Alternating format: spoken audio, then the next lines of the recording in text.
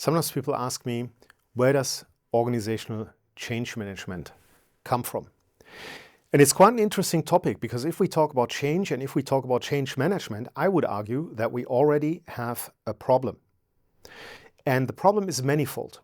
Because if we are talking about change in an organization, it seems as if things are not going the way I want them to go, because they have to change. So either it's problematic at the moment, or it's not the optimum at the moment, or in the very near future. So somehow things have to change. The second problem is I have to manage the change. So it seems as if it doesn't happen naturally. I have to grasp in, manage, manus, the hand, it's a Latin word, and I have to tweak it. I probably have to manipulate it, to do something with my hand, which is another interesting topic that we are avoiding for the moment. So if we talk about change management, we are talking about a problem that we have, because things are not as they should be or could be, and I have to actively manage the change because it doesn't seem to happen naturally.